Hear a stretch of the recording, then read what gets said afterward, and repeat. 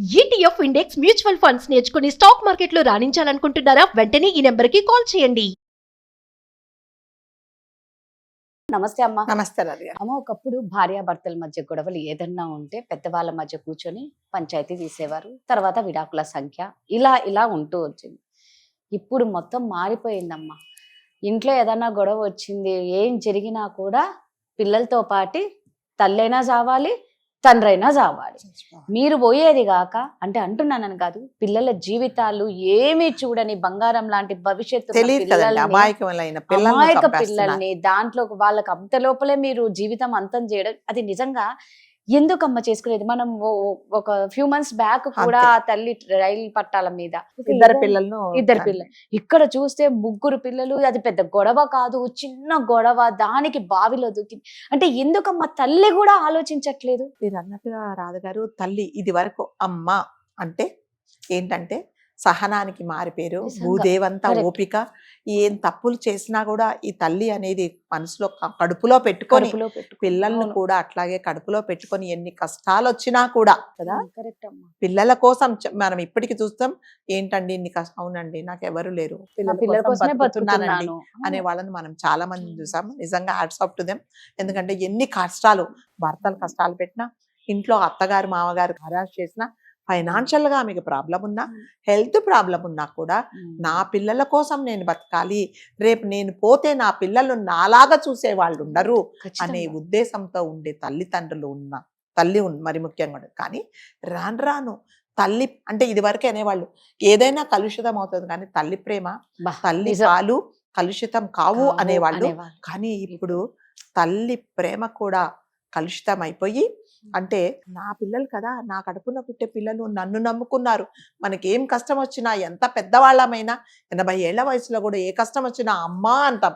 ఎందుకంటే అమ్మ అంటే నన్ను అన్ని విధాలా ఒక నీడలాగా ఆదుకుంటుంది అనే నమ్మకంతో ప్రతిసారి మనం అమ్మ అంటాం. కానీ ఇప్పుడు జరిగే విషయాలు చూస్తుంటే రాదా, అమ్మ అంటే కూడా అమ్మ దగ్గర ఉండాలంటే ఈవిడ ఎవరితో పోట్లాడుకుందో, ఏ డిప్రెషన్ లో ఉందో, ఏం పెట్టి నా ప్రాణాలు తీస్తుందో అని పిల్లలు కూడా, అమాయకమైన పిల్లలు, ముక్కు పచ్చలారని పిల్లలు భయపడాల్సిన రోజులు వస్తున్నాయి.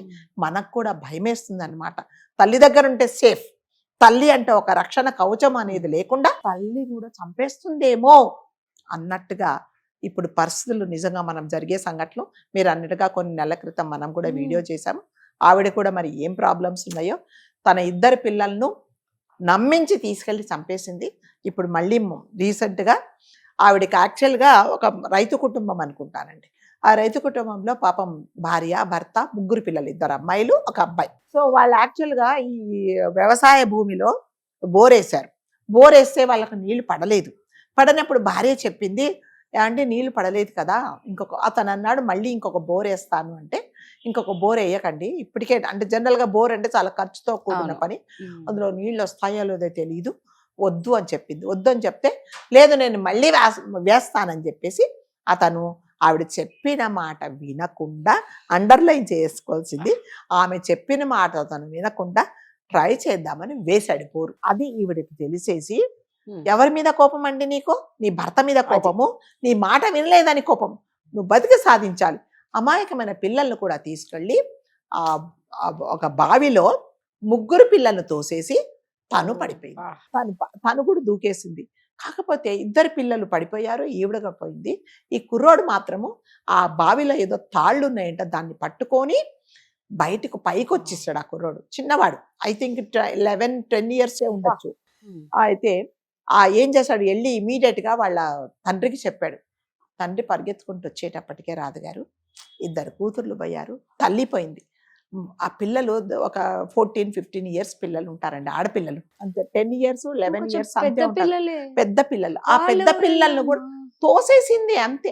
అదేనండి తల్లి అంటే. నేను ఇంతక చెప్పిన ఇంట్రడక్షన్ ఏంటంటే, తల్లి ఏం చెప్పినా వినాలి అంటే, ఇలాంటి విషయాలు వింటే నిజంగా పిల్లలు దూకేస్తుంటే, తోసేస్తుంటే, ఎవరైనా తోస్తుంటే అమ్మ అనే ఆ పిల్లలు అమ్మనే తోసేసి తను కూడా చనిపోయింది.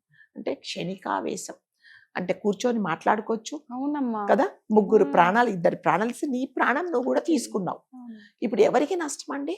నీకే ఇప్పుడు ఇంకొక పిల్లోడికి ఆడేదో పాపము తెలివిగా ధైర్యంగా చూడండి కళ్ళ ముందే నిజం. తల్లి మునిగిపోయింది, ఆ, చెల్లెళ్ళు అక్కలు నిజమమ్మా. మునిగిపోతున్నారు, ప్రాణాలు పోయే ముందు కొట్టుకుంటున్నారు.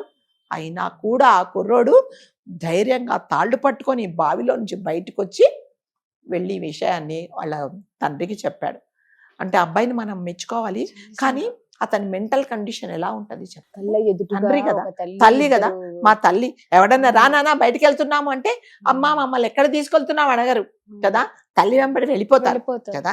ఇంకా ఒక- అడగకుండానే పరిగెడతారు ఆమె పరిగెడతారు. చుట్టూ వెళ్ళాలని. సో ఇప్పుడు జరిగే పరిస్థితులను చూస్తూ ఉంటే పిల్లలు కూడా ఆలోచించుకోవాల్సిన పరిస్థితి వచ్చింది. నిజం. మా అమ్మ ఈ రోజు ఆఫీస్లో ఎవరితో పోట్లాడొచ్చిందో, నాన్నతో పోట్లాడిందో, ఆఫీసులో వాళ్ళతో పోట్లాడిందో, చుట్టుపక్కల వాళ్ళతో పోట్లాడిందో, ఇవాళ మూడ్ ఆఫ్ గా ఉంది, నన్ను రమ్మంటుంది, తను చనిపోయి నా ప్రాణాలు తీస్తుందో లేకపోతే నా ప్రాణాలే తీసేసి తను ఉంటుందో తెలియని పరిస్థితులలో పిల్లలు చాలా భయంగా తల్లి దగ్గర ఉండాల్సిన పరిస్థితులు నెలకొన్నాయి.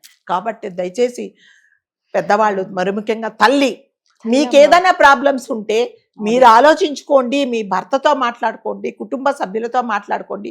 లేకపోతే చూడు నాన్నకు చెప్పినా కూడా పిల్లలకు మాట్లాడుకోండి.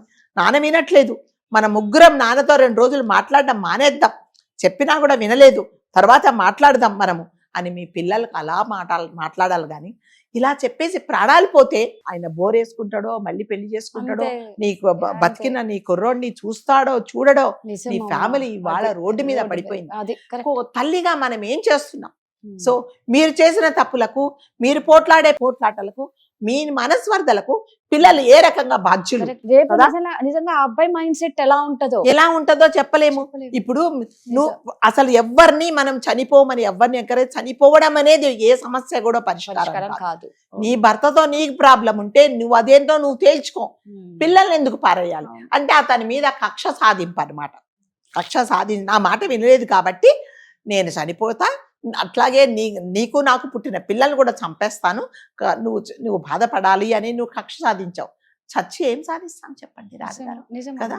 సో కాబట్టి పిల్లలు ఈ కాలంలో పిల్లలు తల్లి దగ్గర ఉండడానికి కూడా పరిస్థితులు అనుకూలంగా లేవు అనేసి పిల్లలు కూడా భయపడాల్సిన పరిస్థితి వచ్చింది. అమ్మా అని కావలించుకోవాలంటే కూడా భయమేస్తుంది. ఏం చంపేస్తుందో, ఏం పెట్టి ఎన్ని చూసామండి. ఏం చేసినా పిల్లలు చంపేస్తున్నారు. ఏం చేసినా మీ పోట్లాడలకు, మీ కష్ట సుఖాలకు పిల్లలు ఏ విధంగా బాధ్యత వహిస్తారు చెప్పండి?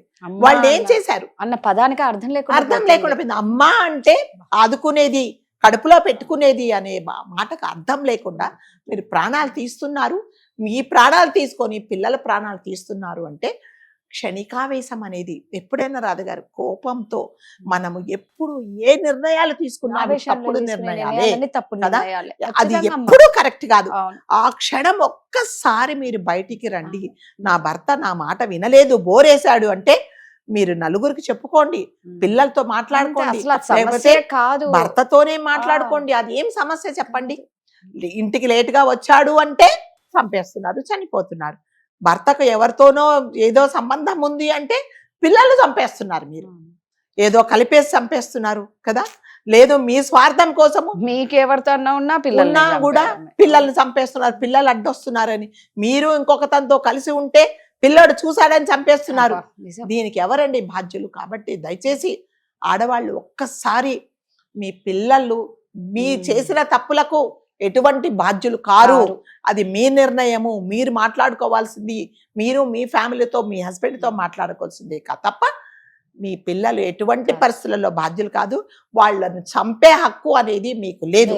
అంటే నా పిల్లలు నేను పుట్టించుకున్నాను, నేను చంపుతాను అనే దానికి అసలు అది వాదనే కాదండి. దయచేసి తల్లులు, మరి ముఖ్యంగా తల్లులు అని ఎందుకు చెప్తున్నానంటే తల్లులే ఈ మధ్య రాక్షసుల్లాగా ప్రవర్తిస్తున్నారు. దయచేసి ఒకసారి ఆలోచించుకోండి. Thank you.